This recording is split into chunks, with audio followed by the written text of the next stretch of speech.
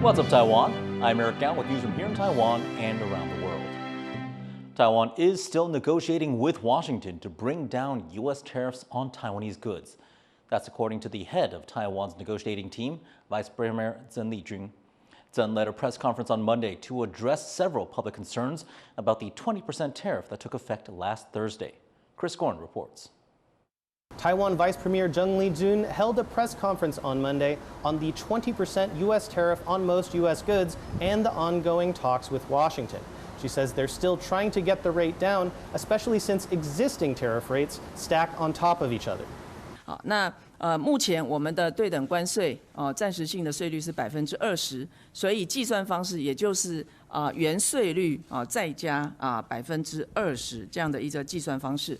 那我们举例例如说水五金当中的水龙头它的原税率是2.6%，那新适用的税率就会是2.6%再加20%，也就是22.6%。Most of Taiwan's trade surplus with the U.S. comes from chip sales, roughly 90%. Chips remain exempt from tariffs until the U.S. Commerce Department finishes its Section 232 review, possibly this week. Zheng did address reports, including in the Washington Post, that the U.S. has been pushing countries like Taiwan to increase their defense spending or buy more American military equipment as part of trade deals. 那我们未来的国防预算要达到GDP 3%以上这样的一个目标，所以在谈判过程当中，我方也向美方来表达，我国赖总统已经公开宣示我国国防预算的目标所以在谈判当中就没有太多的进一步的这个讨论The Vice Premier says once the deal is ready, it will be brought to the legislature, where lawmakers will have a chance to have their voices heard before they vote on it. Alex Chen and Chris Gorin in Taipei for TaiwanPlus. American chip firms Nvidia and AMD will reportedly give 15% of their revenue from China to the U.S. government. That's according to a Financial Times report, which said that the arrangement would allow the companies to obtain export licenses to the Chinese market. It comes after Nvidia announced last month that the Trump administration has allowed the company to resume sales of its H20 chips to China. Now, to find out more about how these new export controls on Nvidia and AMD will impact the greater trade environment, Leslie Liao spoke with Olivia Shen, the director of the Strategic Technologies Program with the United States Study Center at the University of Sydney. American chip firms AMD and Nvidia have agreed to pay the U.S. government 15% of their China sales in exchange for export licenses. What's your initial thoughts on this agreement? This is quite an unprecedented agreement, and it really goes to show how important chips have become in this AI race between the US and China. So the Trump administration has unapologetically called for companies to invest more in the US. However, this is quite different in terms of a move that uses export controls as leverage. Now, the US administration has long said that they would deny China access to AI chips because of national security concerns, especially concerns that China would use these chips in military applications or otherwise overtake the US dominance in AI. Now it seems a price has been put on those national security concerns, and the price seems to be 15% of global revenues. If NVIDIA and AMD are going to benefit from relaxed export controls, that is the price that they will have to pay to the US government to achieve it. How would you expect export controls like this to affect the AI race?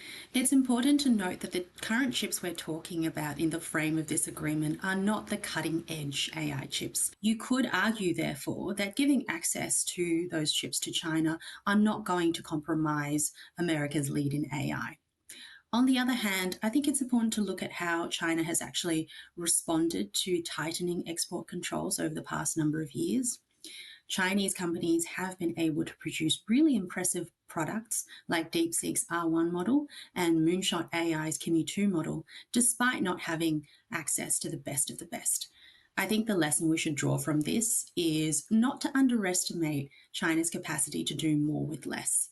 And so the influence this will have on the longer term AI race is really quite uncertain, but I would certainly heed the warning of not underestimating Chinese capabilities. Taiwan, TSMC, is a huge supplier of both AMD and NVIDIA. Is there any impact with these export controls, if any, for the Taiwanese chip market? I think you will see that if this agreement goes ahead, there will be increased sales, right? That's the natural, that China will take advantage of the relaxed restrictions, and it will probably mean more business for TSMC. There is, however, at the same time, quite a lot of pressure from the Trump administration for chip manufacturing to be reshored back to the United States. I think he's put it very bluntly that he expects to see chip manufacturing return home to the US. I don't think that pressure is going to abate. I certainly think that the increase in sales and the increase in demand will create opportunities, but there will be opportunities that the Trump administration will be looking very closely and wanting to make sure that those opportunities benefit American investment and American workers. That was Olivia Shen at the University of Sydney. A Taiwanese Civic group is urging the government to prevent Chinese EV manufacturer BYD from entering the local market. The company is reportedly seeking to enter Taiwan through indirect means, raising concerns over national security. 严防中国的电动车以假外资的名义，以假的进口车的名义这样子，然后在台湾的代理人整车进口，这个等于是木马屠城，而且不是一只马而已，是千军万马屠城。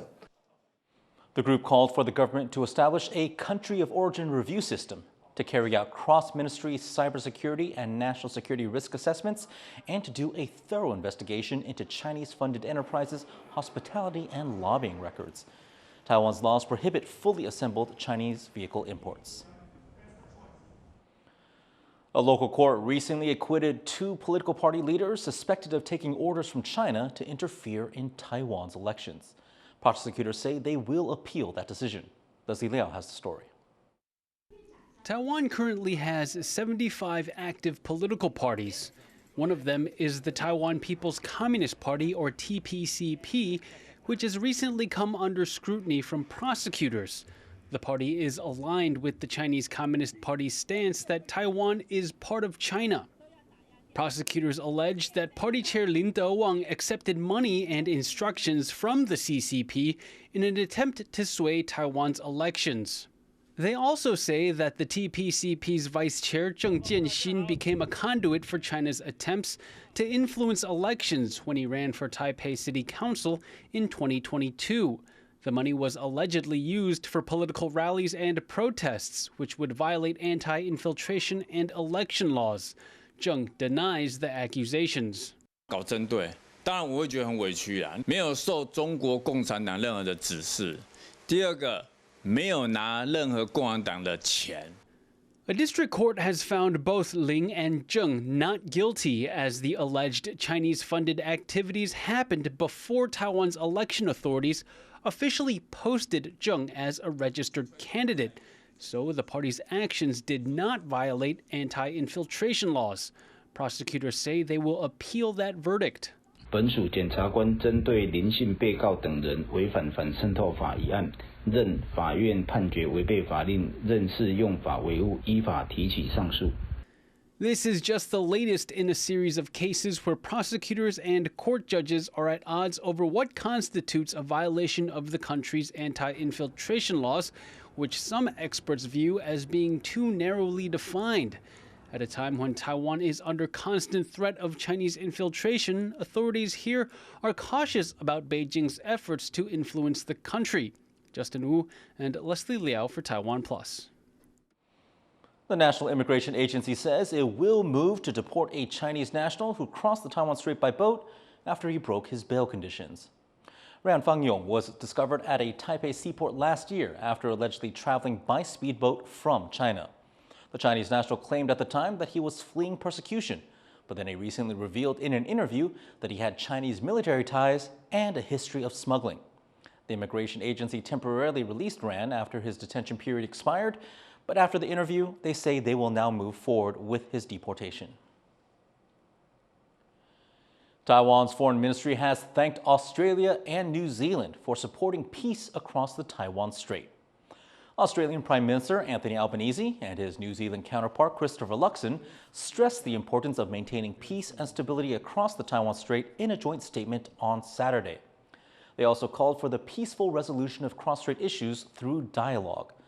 Although China was not specifically mentioned, both leaders say they oppose the use of force or coercion to unilaterally change the status quo. The third televised debate on whether to reactivate a nuclear plant was held on Monday. The debaters revisited problems surrounding nuclear waste and the Taiwan Power Company's deficits, but mostly focused on whether the nuclear power plant in question could withstand major earthquakes. 核三厂1号机的7涡轮发电机厂房，竟然就直接盖在恒春断层的剪裂带上。什么是剪裂带？它不是单纯地震时会左右摇晃的地方，而是地层滑动时，地层会被扯裂的破碎带。也就是地震发生时，厂房可能因为地层的错动而直接被撕裂成两半。Gan also raised concerns about the structural integrity of the plant. On the pro-nuclear side, Huang Sishou, founder of Nuclear Mythbusters, questioned the scientific backing of Gan's claims, and he says the structure has been strengthened according to international standards. 核三厂原始设计可以承受0.72 G， 你们说不够，要按照美国这个 SHIP Level 3评估，台电真的去做了加固，现在可以承受1.384 G。7级大地震是0.4 G 而已啊。Two more debates involving lawmakers, activists, and a tech industry leader will take place this week ahead of the August 23rd referendum. Heavy rain brought by Tropical Storm Koumei at the end of July caused severe damage to harvests in southern Taiwan. With Mid-Autumn Festival coming up, a national holiday famously celebrated through food, shoppers may see a significant price hike for seafood and fruit crops from this area. Irene Lin has the story. Farmers scoop up pile after pile of dead clams out of these coastal aquafarms in the southern county of Yunlin. After Tropical Storm Koumei brought torrential rain just 2 weeks ago, killing this year's batch. 咱正常咧放是拢伫个度8到2度半一坎，这阵啊就是雨落了伤济了啊，骨体拢无上多。Yunlin County supplies nearly half of the country's clams, about 32,000 tons each year. With Mid-Autumn Festival coming up in early October, when people celebrate food traditions, farmers are expecting a surge in food prices as harvests dwindle. Officials say they're still collecting data on the scale of the damage. 一般文革都是延迟性的灾害，因为它那个水质改变下一下比较多，所以我们现在是在等各单位来通报。如果他们发现有农损的部分有文革大量快速死亡的话，还是到公所通报。On mango and dragon fruit farms in neighboring Zhanghua County, flooding caused by downpours throughout July has caught up to the harvest season. About half of the crop has gone to waste. The damage is long-lasting, with floodwater spoiling tree roots.